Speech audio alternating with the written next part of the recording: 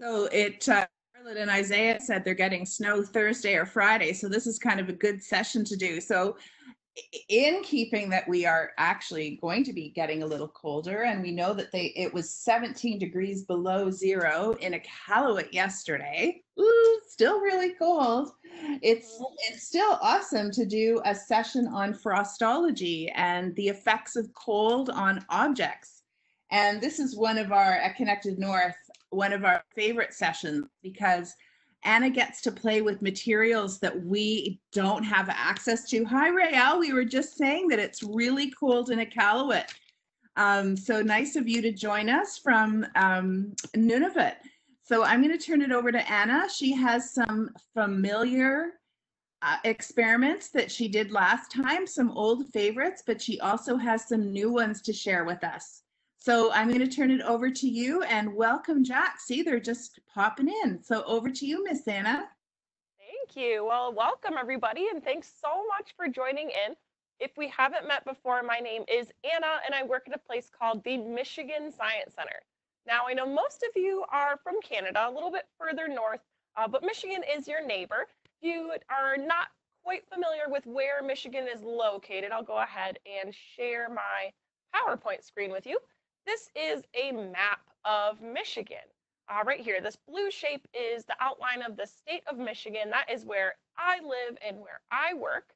Down in the very corner where this yellow star is, that is the city where you would find the Michigan Science Center.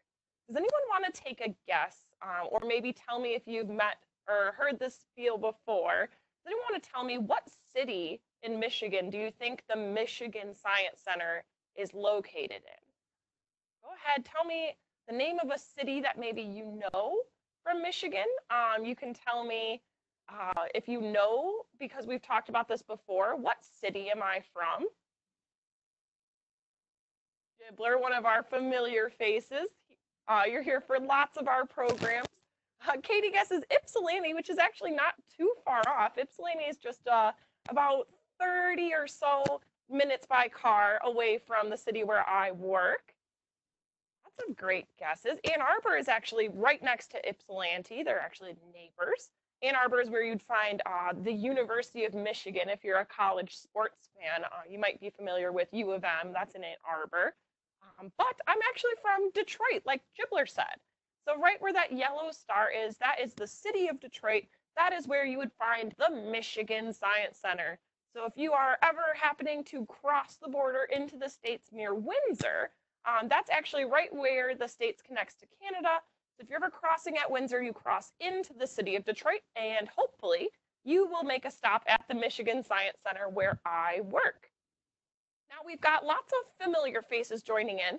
Tell me in the chat, have you seen this program before, or is this a new program for you? Just so I can kind of gauge who has seen this Frostology program before with the Michigan Science Center and who might be seeing it for the first time. So just let me know in the chat. In the chat feature, I'm keeping an eye on it the whole program. If you have any questions or comments or answers, you can type them in that chat feature. I've got it pulled up even when my screen is being shared so I can see what you are telling me in that chat feature. So just let me know. I see a couple of people who have seen it before, a couple of people who tell me that it's new to them or that maybe they've only seen parts of it. And so that's awesome because I have a plan for both.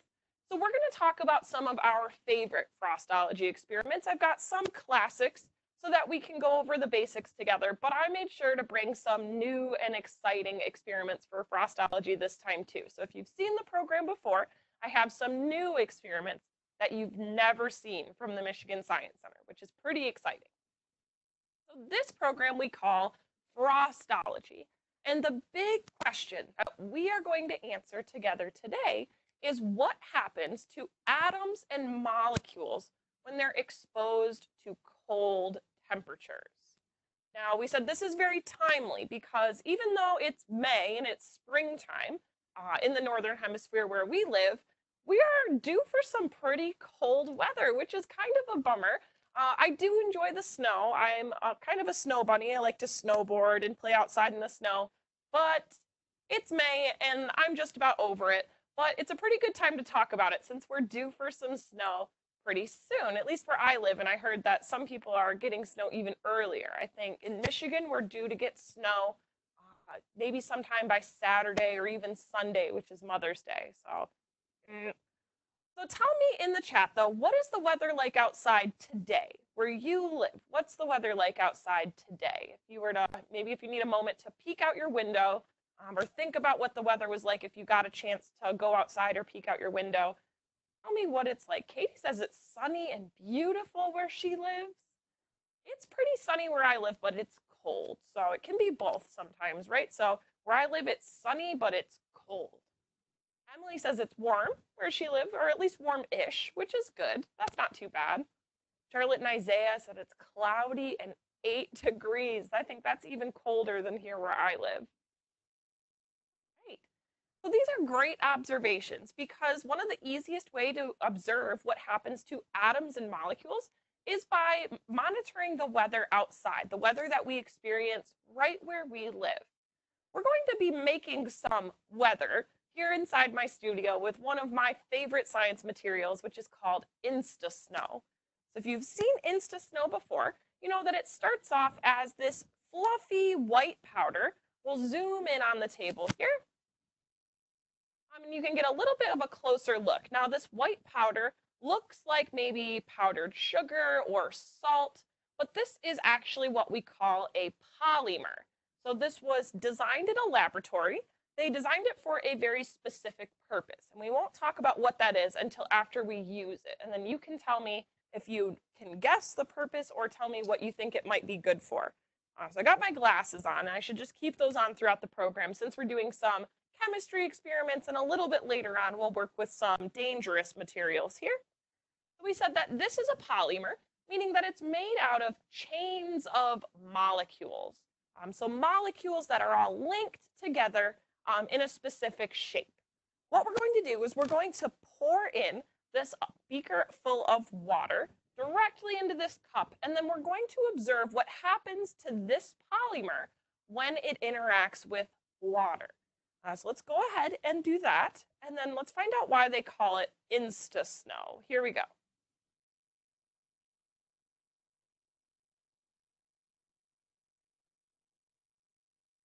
Tell me in the chat, what do you see?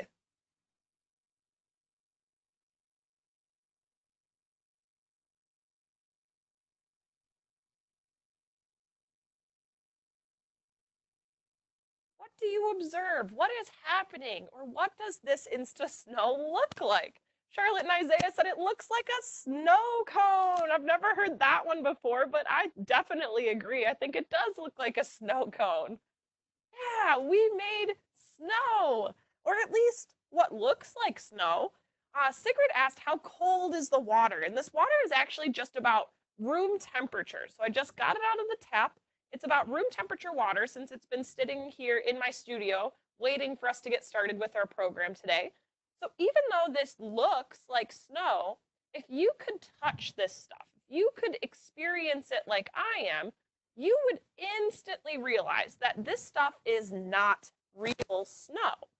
So even though it looks like snow to our eyes, we said that this is a polymer. And Sigrid asked a very good question. They asked, how cold is this? And it's not cold at all. It's actually kind of warm since the water started off at room temperature, and it's really, really soft and squishy. So what happened to this polymer, these molecules inside our Insta Snow, is when they absorbed water, they actually rearranged. They actually unfolded and started to take up more and more and more space. Rael tells me it looks like styrofoam, and that's a great observation. Styrofoam is another one of those polymers. So things like plastics or glue, all of those things are examples of polymers. Slime is another example of a polymer, but so is this Insta Snow. Now, if I were to try to pack this together, right, turn it into a snowball like the snow we use outside, it does not stick at all. It just kind of breaks apart in my hand. Now, this stuff is really, really fun to play with. And so you can actually order this online if you just look up Insta Snow. And I highly recommend it. A little bit goes a long way. You can see that I only had a small, tiny, tiny amount in the cup. But since these molecules rearranged when we added the water, it actually grows up to 100 times its original size. So even a tiny, tiny bag of Insta Snow that you purchase online could give you a bunch of Insta Snow to play with, which is really, really fun. The cool thing about this polymer is that we said it only grew to this size because it absorbed that water from the cup. So if I were to take my Insta Snow and spread it out really, really thin on a tray, and then maybe put it near a window where it's really, really sunny, that water would start to evaporate, which is a phase change, right? So the water would evaporate out of this snow pile and the powder would go right back to its original size. So it's actually a reusable science tool. And so if you ever happen to come by some, you can keep it for a really, really long time because you're actually able to reuse it. Now, we said that this lesson, though, is about things that are cold. And so this was a bit of a science trick because this is not actually frozen water. This is not made out of the same snow that we're expecting to get this weekend that falls from the sky.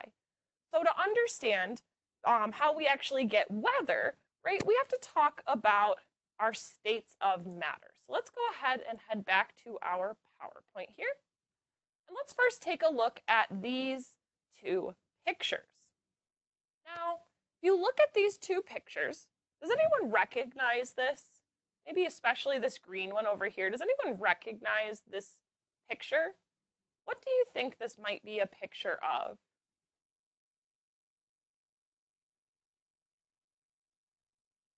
Ah, some great guesses. Charlotte and Isaiah say that they live there. You might see their home. Maybe if you zoom in really, really far. Emily tells me she recognizes the Great Lakes. So does Gibbler recognizes the Great Lakes. These are awesome, you guys. Now, maybe a bit selfishly, the answer I was looking for is this is Michigan, right? This is that same image that we looked at in our very first slide. We can go back to that really quickly here.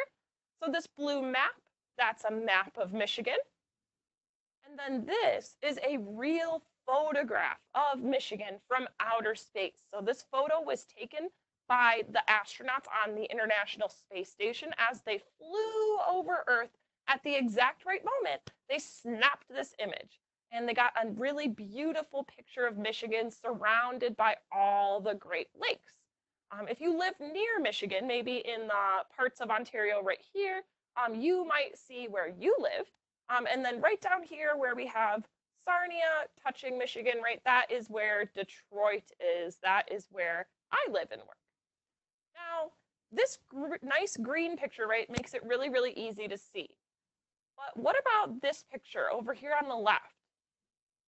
What do you guys think this is a picture of? This white one. What do you think?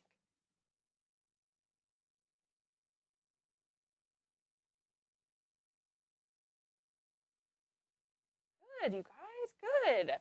Some good answers. Now, Gabby had told me that this one looks like a picture of the Great Lakes in summer. And then Charlotte and Isaiah told me that maybe this one over here on the right, that's the Great Lakes in winter. Great observational skills, you guys. Now, it's a little bit tricky to see, right? Because this picture was definitely taken in the winter time. We look really, really closely, we can still see the mitten, right? The mitten part of Michigan, our lower peninsula. There's the tip of the thumb of the mitten. Here's Lake Michigan over here. And then if we go any further north, though, it makes it really, really hard to see what we're looking at because it's entirely covered with snow or a blizzard, like Elise and Alec told me. That is awesome, you guys. So to explain how we get our different seasons here on Earth, right, we have to understand Earth's tilt. Now, normally, I would have a virtual background here, and I kind of forgot that we don't get to use that here in the studio today. But I do have an activity that we can try together. Now, we're going to imagine that off to the side, say off to over here, we're going to imagine that this is the sun and that I am planet Earth. And if you'd like to do this with me, all you need to do is go ahead and put your axis on top of your head. So all I'm doing is kind of putting my fingers on top of my head just like this, and that's acting like Earth's axis. So we know that planet Earth spins on its axis once every single day. Sometimes we're facing the sun, which gives us daytime, and sometimes we are pointed away from the sun, which gives us nighttime. But the reason we get our seasons has to do with Earth's tilt. So at some parts of the year, we are tilted towards the sun. So go ahead and tilt towards your imaginary sun if you're doing this activity with me. If we are tilted towards the sun, where we live, up in the Northern Hemisphere, like maybe where my goggles are, what season do you think it is when the Northern Hemisphere is tilted towards the sun? Tell me, what do you think? Awesome, everybody. It is, in fact, summertime, right? So it's warm in the summertime because we are closer to the sun, which is really, really warm. Our days get longer, and that gives us summer. But as our Earth orbits the sun, sometimes we're pointed away from the sun, where my goggles are, and that would give us wintertime. It makes all the atoms and molecules up in the Northern Hemisphere where we live, it makes them colder. And that gives us our season of wintertime, at least where we live. So we're going to do some really cold experiments coming up next so that we can understand what happens to our different atoms and molecules when they get warm or cold. So we've got a diagram here of our states of matter, and I hope that some of you are familiar with your states of matter if you've been present for a past episode of one of our sessions with the Michigan Science Center. We talk about this diagram a lot. It's really important to understand the states of matter when we're working with our frostology lesson. So let's go over these really quickly together. That way we can start up our experiments. So over here, we have a picture of an ice cube. So this diagram is likely referring to water, but we can imagine that these atoms or molecules are really anything that's able to change its state of matter. Tell me in the chat, what state of matter is an ice cube?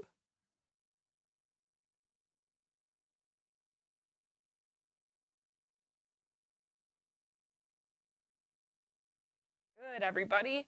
An ice cube is a solid, right? Solids are things like the floor that we walk on, or our tables that we're sitting near, or our cell phones, right? Those things are solid, and the molecules inside are packed very, very tightly together. And you can actually see them in this picture as these little blue dots.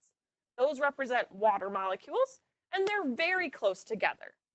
But if we add some kinetic energy or heat to this ice cube, right, it will melt. And it turns into our next state of matter, which is, tell me in the chat, what state of matter do we see here when we melt an ice cube? It is a liquid. Good job, everybody. We can see that those molecules, as they have melted, they pick up some energy, so they're able to spread out, and they're actually able to flow around past each other. If we add even more heat or kinetic energy to those molecules, they will evaporate and turn into, Gabby is already ready. What is this state of matter on top?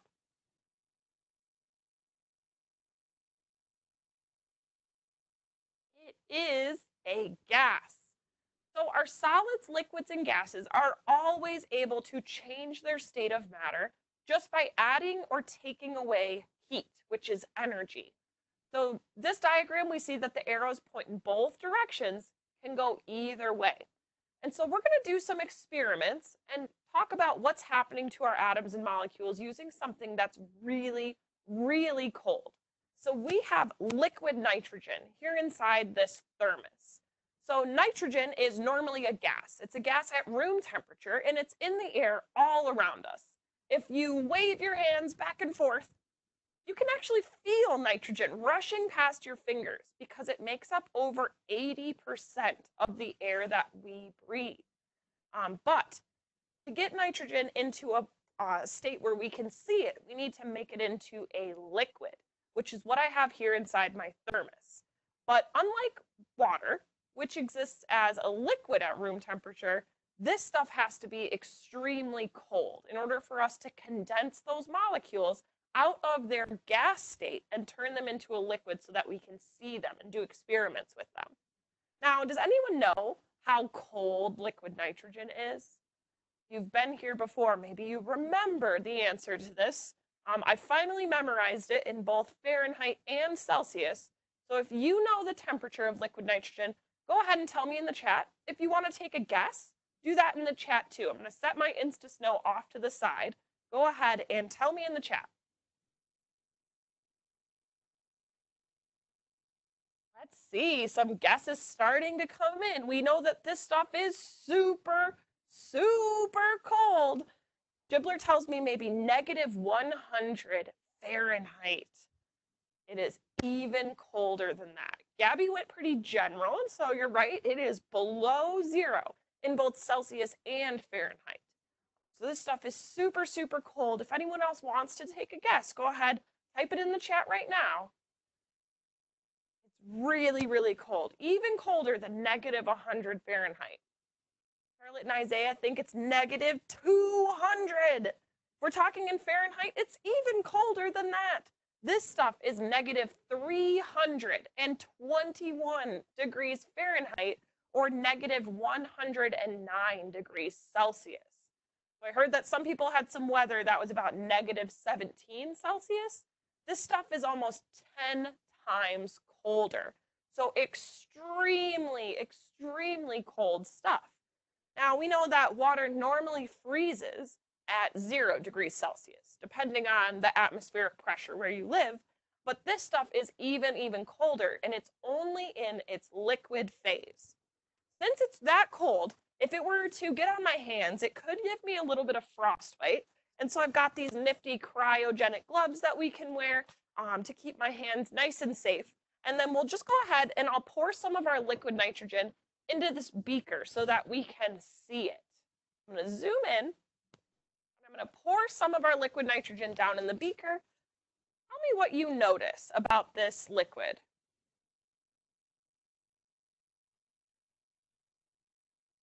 What do you notice happening, or what do you observe? What do you think?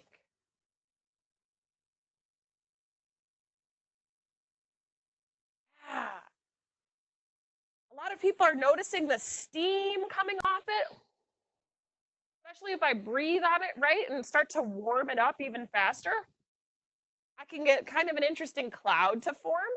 And a lot of people notice that it's bubbling or boiling down in the bottom of the beaker. Boiling is exactly the right phrase that you should use to talk about this because it's going through a phase change. Just like in our states of matter diagram, this liquid nitrogen actually boils at room temperature, turns right back into a gas. So something doesn't have to be hot in order to boil. Water has to be pretty hot, but liquid nitrogen boils if it gets any warmer than negative 109 degrees. So this stuff really did boil, but we said we want to take a look at what happens to different atoms and molecules when they're exposed to this cold temperature. So let's go ahead, and the first thing we'll expose to our cold temperature is this rubber band. So I've got a rubber tube here. It's really, really stretchy. It's green. It's made out of rubber, so it's pretty pliable. I can kind of form it into whichever shape I want. I could even make it into a tiny little ball and then let it go. So notice the properties of our green rubber tube. And then let's go ahead, and I'm going to drop it down inside our liquid nitrogen, and then let's take a look at what happens to it. So we are exposing the atoms and molecules of our rubber tube here to the liquid nitrogen. Let's see what happens. So we'll go ahead, and I'll try to set that down inside, really shove it in there, and then we'll pour a little bit more of our liquid nitrogen, just enough to cover our band there. And we are freezing it, right? Does anyone want to take a guess what might happen to this rubber tube once we pull it out of the liquid nitrogen after we've exposed it? Charlotte and Isaiah, they thought it was celery. It's not celery. It is just a stretchy rubber tube, or was at least. And so let's go ahead. And I know it's difficult to see, but that's okay because now we can take some good guesses. Emily asked, maybe it's going to break. Ooh, good observation. Could be frozen solid. All right. Freeze. Yeah. All right. So it's pretty well frozen in there. My boiling has just about stopped. So we'll go ahead and I'll try to scoop it out here with my dish. And let's take a look at this. Did you hear that noise? This stuff is really, really cold. So it's no longer nice and squishy and stretchy and soft. Even though I'm giving it my absolute best there, I really can't get it out of this shape, right? So those molecules, just like in our diagram of our states of matter, have condensed. They've packed so tightly together that they don't want to move. They don't have enough energy to move around and stretch like they did when this rubber tube was nice and warm. Not quite frozen enough that I could shatter it or break it, but that doesn't mean we can't try that with something else. So we'll set this rubber tube off to the side, and you can see that as my hands start to warm it up, the rubber tube, which was stretchy, starts to regain some of its elastic properties, right? So that diagram we said is reversible. So even though by taking away heat, by making this cold, we froze this rubber tube, those molecules lost their energy. If we warm it back up and give it more energy, right, it can regain some of its original shape, which is pretty cool, right? So it's always reversible just by adding or taking away heat. Let's go ahead and let's try smashing some things though, right? It wouldn't be any fun if we didn't get to smash anything with liquid nitrogen today. So we've got a couple different things here that we're going to try to smash. The first one we'll do is some of these flowers. Now, I've had these flowers since Earth Day because we actually dyed them using food coloring, which was a really fun experiment. The way we did that is actually by putting the food coloring in the water inside their vases, and the water was drank up by the flowers through the stem, and so we know that the flowers are full of water. Since they drink a lot of water, they're full of water, especially the really delicate parts like the petals. So what we're going to do is we're actually just going to stick some of those flowers down in our liquid nitrogen, and we're going to freeze the water inside. This is one of my favorite experiments because it's a little destructive, but I've used these flowers a few times now. Let's go ahead. We'll start with this daisy, the last one left, and these ones are super fun. So we'll just dip it down in our liquid nitrogen, kind of hear it boiling as the flower starts to get colder and colder. Since the flower was warm when I stuck it in, it's causing the nitrogen to boil more rapidly. We'll really stick it down inside there. I'm going to pull it out, and then watch what happens when I touch the petals. They break like glass, right? So just like with our rubber tube, when those molecules become more rigid and when they get so closely packed together, right, they become very fragile and delicate. Let's try that again. We'll get a closer look this time too. Zoom in. We'll take another few of our flowers. This time we'll try some of our carnations.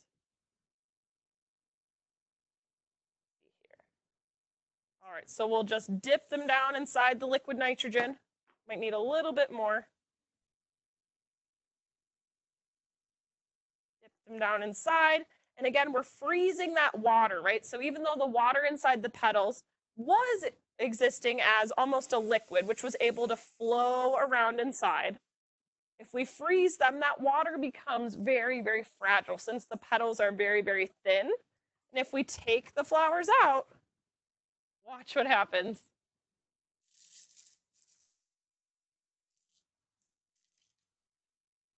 You can hear them shattering, right? Speaking of shattering, I have one last smashing experiment here with our liquid nitrogen, which is one of my favorites. So we'll set this off to the side. And the last thing we're going to smash with our liquid nitrogen is some pennies. Now, I've got two different kinds of pennies because in the States, we used to make pennies completely out of copper. So I think Canada actually had a similar system that way back before the 80s, our pennies were entirely made out of copper. So these darker colored ones on this side, let me double check this one. Yeah. So these are all solid copper pennies. I know that Canada has actually discontinued the penny, so you don't make them anymore, but we still make them here in the States. But since 1982, we started making them out of zinc. They almost look the same because we still coat the outside with copper, but the shiny ones over here, these ones are made of a different metal called zinc on the inside. So remember that the darker colored ones, those ones are solid copper, and the lighter colored ones, those are made of zinc. So let's go ahead and I'll drop them down inside our liquid nitrogen. Let's really try to freeze those. And I want you to tell me in the chat, give you a hint that only one type of penny is going to be smashed when I smack them with the hammer here. Which ones do you think will get smashed? Do you think zinc or copper? Zinc or copper? Which ones will be smashed by the hammer? Which ones do you think will be able to shatter? Great guesses starting to come in. Great guesses, great guesses. Everyone make a hypothesis. That's part of science, right? Is trying to figure out for ourselves what could happen in this experiment. So go ahead and tell me in the chat, what do you think, which ones do you think are going to get smashed by the hammer? All my flower petals are in here, so I might have to kind of carefully try to get my pennies out. Just go ahead and get those flower petals out of the way here. All right, so remember that we've got some shiny pennies. We'll put them back on the side we talked about earlier. So we've got shiny pennies. Those are the zinc pennies, and a couple people think the zinc ones will be smashed. And then we've got our older copper pennies over here. So let's go ahead and put it to the test. So we've got some great guesses. Let's start with the older copper pennies. Here we go. All right, and not much happened there. Not much happened. Go ahead and let's try the zinc ones next. And let's take a look at our results. Our copper pennies survived just fine. So even though they all went into the liquid nitrogen at the same time, our copper pennies didn't quite get as rigid or as frozen as our zinc pennies. And that just tells us a little bit about those molecules, right? Just like we have to make liquid nitrogen much colder than water in order to get it to turn into a liquid, zinc must be much more easy to freeze. So copper has to be much colder if we wanted them to become brittle enough that we could smash them with the hammer. But zinc freezes really, really easily, and it's actually just turned our pennies into just little bits.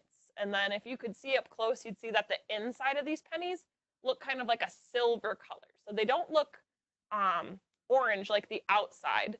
They're kind of like a gray color inside, and that's the zinc that we're actually able to see when we smash those pennies, which is pretty fun.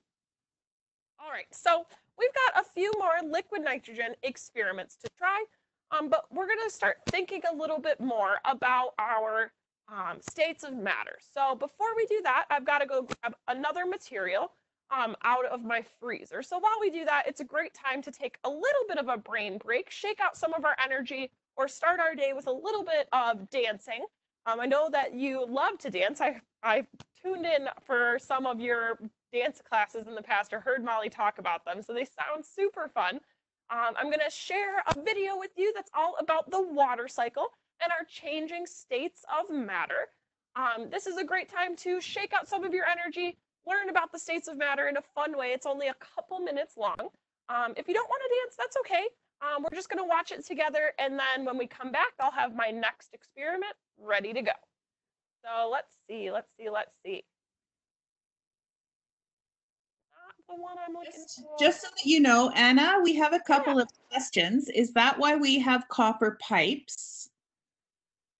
They don't. That's a great question. So we make pipes out of, depending on what they're carrying, we make them out of different materials. But that is a good observation, right? That copper is very, very tough.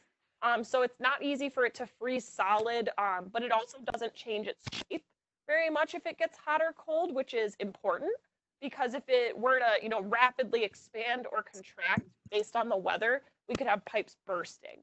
So that's a great question. And then the other question that we had, Sigrid wanted to know, is that when you did the flour and the pennies, is that what we call freeze dried? Kind of. Normally you freeze dry food, and you put it in the freezer to preserve it for longer. And it kind of works the same way. So you'll notice that if you were to look at my flower petals that are here on the tray, when I froze them, I actually preserved the color pretty well. And so they're still exactly the same color. So I didn't damage them like I would if I were to try to rip them up with my hands or chop them with a knife or something like that.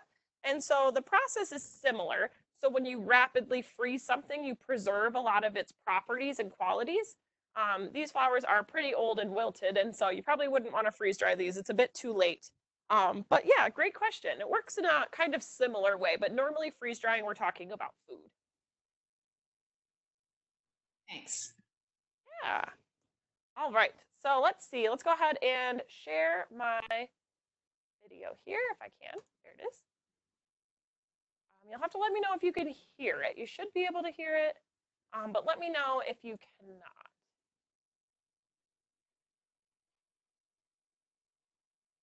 Yeah, we can't hear it. So you need to actually mute your mic. All right.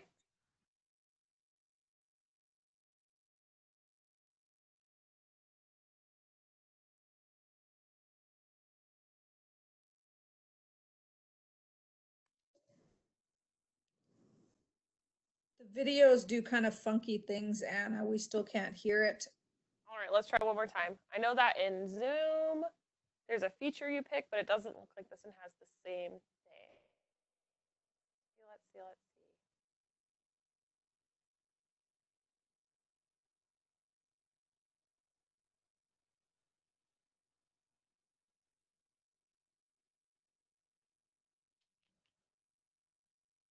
All right, if we can't hear it, I still just have to grab my materials for my next activity. You need to mute your microphone so that we can hear the mic on the that might work.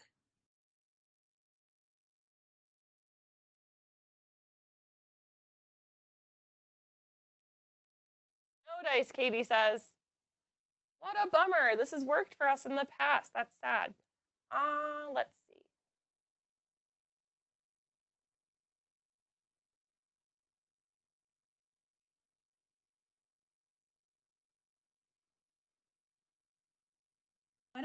Why don't we see if we can find it, and we might be able to. So it's Go Noodle. It is Go Noodle. It's called the water cycle dance. I'm also trying to see if I can. I have it open here. I can try and do it from mine. All right, let's see if you have better luck than I do. I may or may not, but we will try.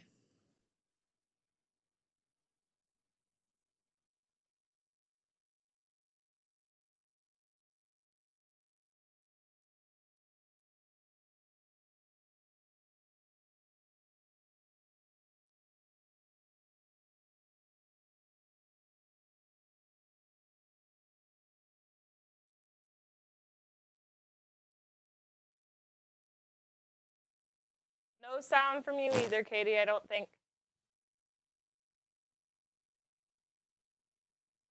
Okay, I'm going to try one more thing. Just All right, I'm going to grab my materials just in case. Hey guys, oh, you watch Go Noodle at school? Yeah, they're really good for DPA breaks, which we're going to do now. And Katie's is going to try something. We're not sure why the videos aren't working.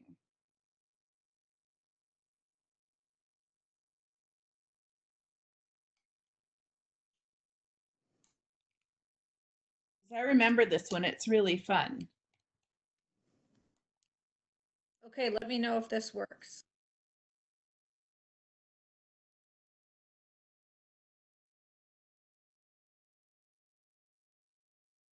No.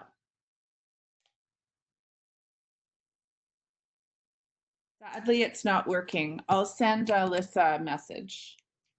All right. Well, that's okay. We'll go ahead and we'll try our next experiment here. So we've looked a little bit about how atoms and molecules become very brittle or breakable since their molecules start to contract with our smashing experiments, which are pretty fun.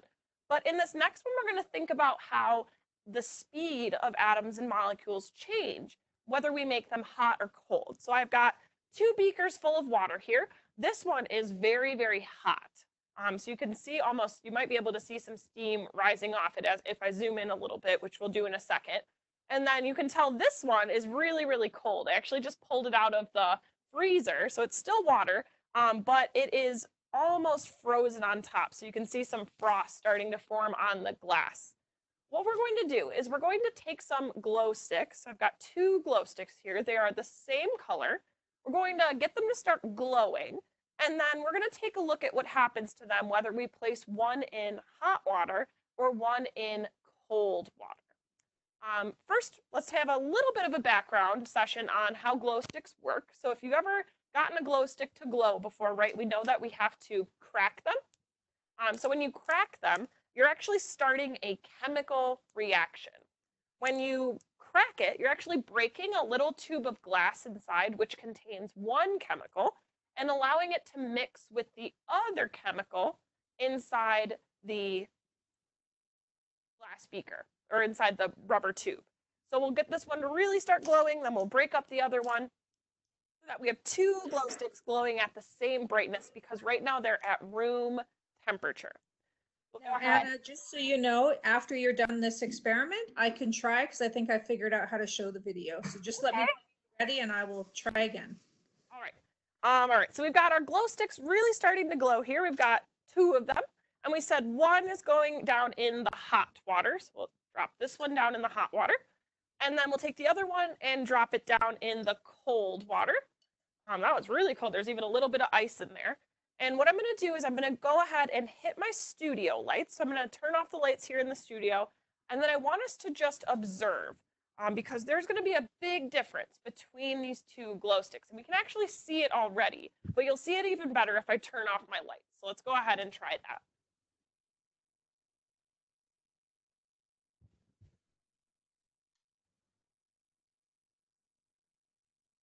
Now, I don't even need to make the room really, really dark in order for us to see the difference between these 2 glow sticks.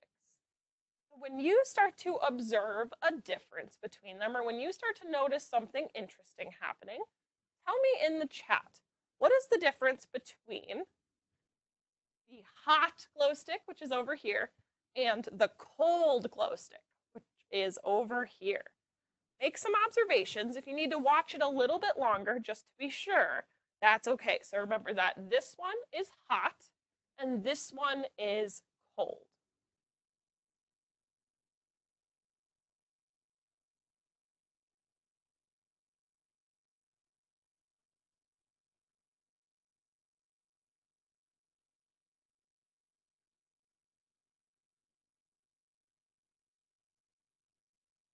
Got some observations starting to come in the chat. There's a big difference between these 2 glow sticks. And remember that when we dropped them in the water, they looked exactly the same. So there's the same amount of water in each beaker. There's the same type of glow stick, the same color, but there's a big difference between the 2 glow sticks now that one is in hot water and one is in cold water. Yeah, some great observations. Actually, some interesting observations about lots of things. So let's make sure we wipe off the glass there so you're able to see it.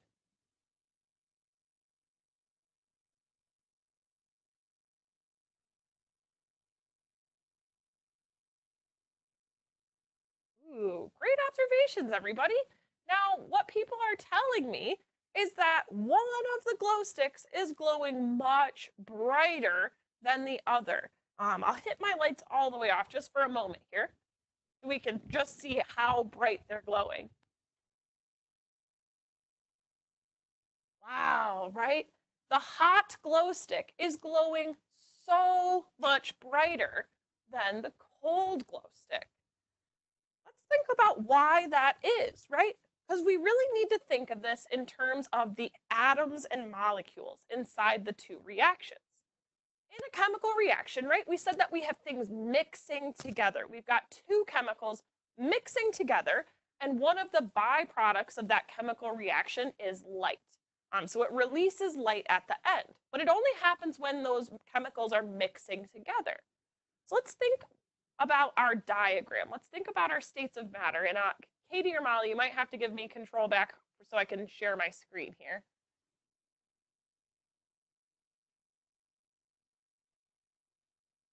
There we go. So if we take a look at our atoms and molecules in this diagram, right, we see that as they get warmer, they start to have more energy. They move around much more quickly, which causes the chemicals to move around faster.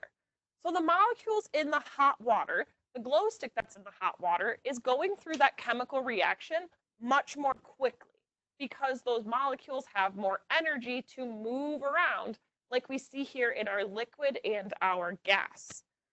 If we do the opposite, right? If we take away the heat or make them cold, those molecules start to slow down and lose their energy. So that reaction in the cold water goes much more slowly. This one goes much more slowly.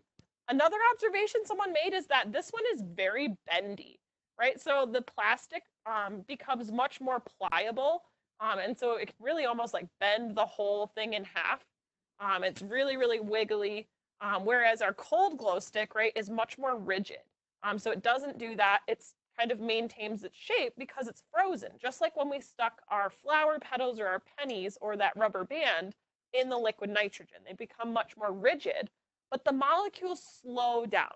So now we know that it's our molecules when they get cold, right? Not only do they become rigid, the molecules inside on a microscopic level are actually moving much more slowly, which reduces the speed of that chemical reaction. So this glow stick is still glowing, just a little bit, which means that it'll last much longer, right? Because it's using up those ingredients more slowly. So the hot one, this one, even though it glows really, really brightly, since that reaction is going crazy fast, this glow stick is going to go out pretty soon because we're using up those ingredients. You only have a limited amount. Glow sticks don't last forever. And so since we're using them much more quickly by speeding up that reaction with heat, that one will fizzle out pretty soon. So I'm going to go ahead and just set these off to the side. Don't need those anymore. And the last thing I need is to spill hot water on the table. All right, so we said that atoms and molecules, when we make them cold, they get rigid, they get slower, and then we have one last property to talk about. So I've got a couple experiments to talk about the amount of space that they take up. Some of these might be familiar to you. So we've got, first let's try the tea kettle experiment, which is one of my favorite things to talk about with liquid nitrogen. Now we said that when liquid nitrogen turns into a gas at room temperature, we call that phase change boiling. Now, tea kettles are good for boiling, right? Normally we put water inside the tea kettle, stick it on the stove, and it starts to get very, very warm, which causes the water inside to boil. Now, we don't need to use a stove with liquid nitrogen, right? Since it actually boils at room temperature. So if we take just a tiny bit of our liquid nitrogen, pour it inside the tea kettle, and then if we place on the lid, let's make sure we cap our thermos there, and then we'll put the lid on our tea kettle.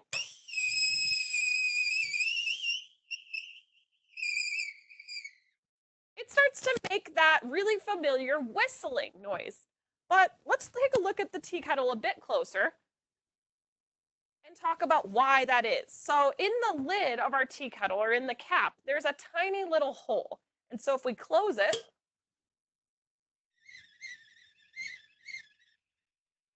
that little hole is the only opening that our nitrogen is able to escape from. Now, if we think about our diagram, right, not only are our molecules speeding up and having more energy, when they get warmer, they expand. They start to take up more and more and more space. The liquid inside the kettle is starting to expand, which causes the gas to rush out the lid of our tea kettle, and it whistles just like you or I could whistle by blowing air through our lips, through a very, very small opening.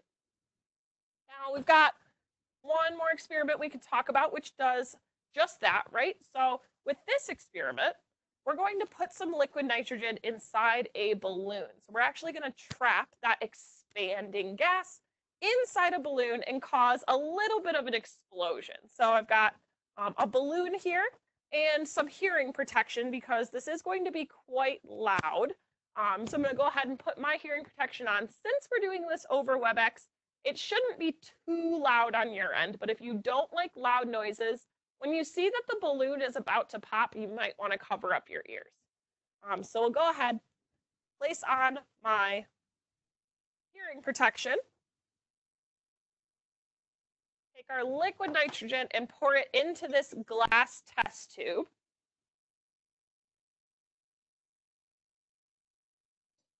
All right. Take off my gloves for just a moment here. Stretch our balloon over the top of the glass. And look at that. Our balloon is starting to expand or grow as the air or as the nitrogen turns back into a gas and starts to take up more space. But to make this go more quickly, right, we're just going to flip it over, twist and twist and twist. And then watch what happens to the balloon.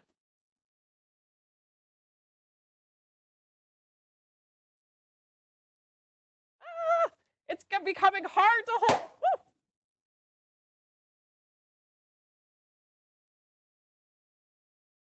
And we've turned our balloon into a little sea urchin, right? So it became brittle and it really couldn't take the pressure. The expansion ratio of liquid nitrogen is about 700 to 1. So our Insta Snow, right, when we added the water, grew to 100 times its size. But the expansion ratio means that when something turns from a liquid into a gas, how much more space does it take up? And liquid nitrogen takes up 700 more times as a gas than it did as a liquid, which caused our balloon to pop pretty easily there. And now we've just got balloon shrapnel all over the place. So we'll just add that to our tray over there. So this is a great time for us to pause for questions. I do have one very last experiment for us to do with liquid nitrogen, but that one can serve as almost our grand finale since it's a little bit messy and it'll be the last thing that I do here today. But if you have any questions about our states of matter or our liquid nitrogen experiments, go ahead and type them in the chat. Let's take some questions before we get to our grand finale. Take a moment to think about it. I'm going to start up some prep for our last experiment, but I see a question coming in just right now already. Where does liquid nitrogen come from and how do people find it? That's a good question. That is a great question. Now, thankfully, liquid nitrogen doesn't exist in nature. It has to be way too cold for us to ever find it, just hanging around or in a puddle here on Earth. So we actually have to create it in a lab. Nitrogen, thankfully, is all around us. It's in its gaseous form just inside our atmosphere. So 80% of the air we breathe is nitrogen, and what they can do in a lab is actually purify it and then condense it down using pressure, and it turns it into a liquid which they can then seal into containers, kind of like this thermos. There's giant ones that they ship it in, but they will trap it in these containers, and then you actually have to purchase it from one of those companies who actually does that process. So we can't find it, but we can make it in a lab. So normally our teachers can't use this at school, right? No, it's pretty difficult to come by. Dry ice is kind of similar. So dry ice is made out of frozen carbon dioxide. So carbon dioxide is another one of those gases in the air that we breathe. Every time you take a deep breath, right, we inhale oxygen, exhale carbon dioxide, and we can actually freeze that at a much lower temperature. So it's easy to come by. We can get dry ice at the store, which does a lot of the same things, but nitrogen is usually only purchased for welding, or if you're a science center, we can purchase it, but you have to have a way to store it, which is why teachers won't normally have this at school. Thank you. So this is Yeah. special to see these experiments, boys and girls, because Anna has a safe with nitrogen. Okay, are there any other questions before we go on to the next grand finale?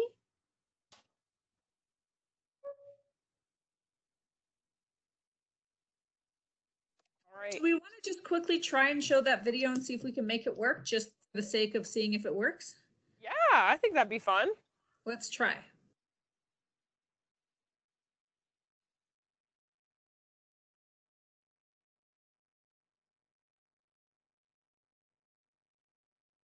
Jim wants to know what happens if you pour liquid nitrogen in a lake or water. I guess he's concerned about water. That's a great question. Thankfully, since nitrogen is all around us all the time, it's not actually harmful.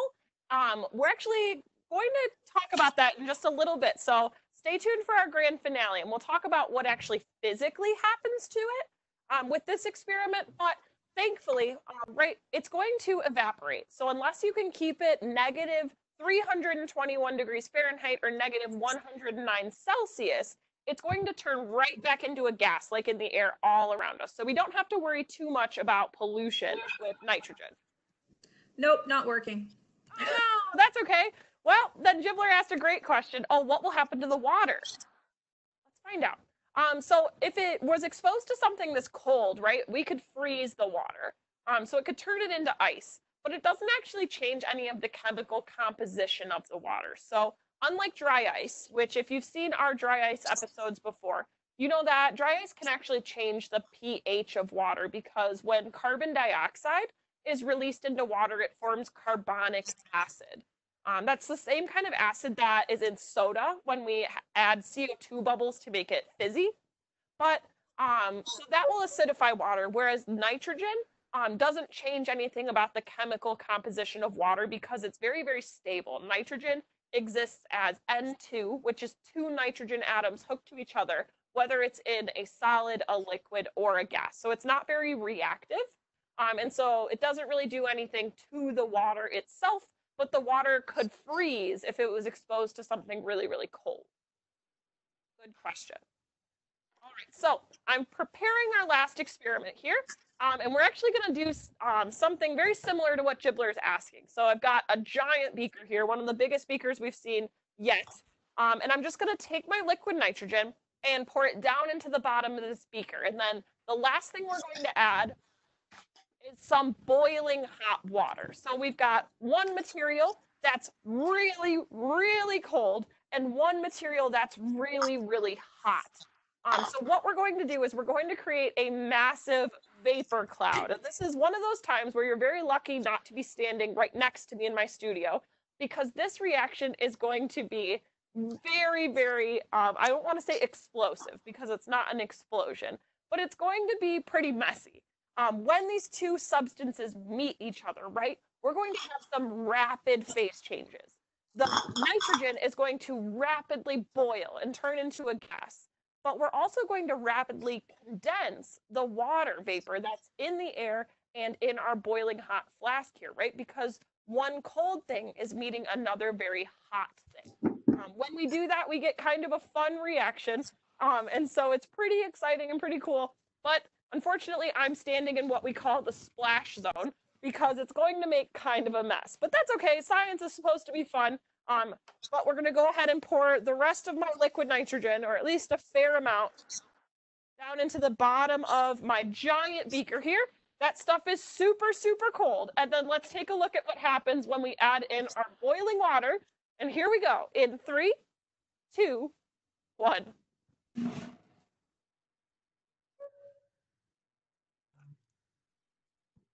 Ta-da! Right? So we see a rapid cloud forming here. So when the hot water meets the cold liquid nitrogen, it immediately vaporizes the nitrogen and sends it flying into the air around it. But that vapor is still so much colder than the air that it will actually condense all the water molecules around us and turn it into a cloud, just like we would see outside. So this will go for another like minute or so here. Rael asked, can liquid nitrogen freeze anything into an ice cube? You can actually freeze a lot of things. Now, it just depends on what the material is made out of. So just like with our penny experiment, some things freeze much more quickly than others, but if you leave something in nitrogen, liquid nitrogen long enough, almost anything will freeze completely solid. And then Sigrid asked, is it safe to breathe? Yes. Like we said, nitrogen is over 80% of the air we breathe. So it is safe to breathe in. You wouldn't want to breathe in 100% nitrogen, right? Because we still need the oxygen in order for us to survive. But nitrogen is not toxic.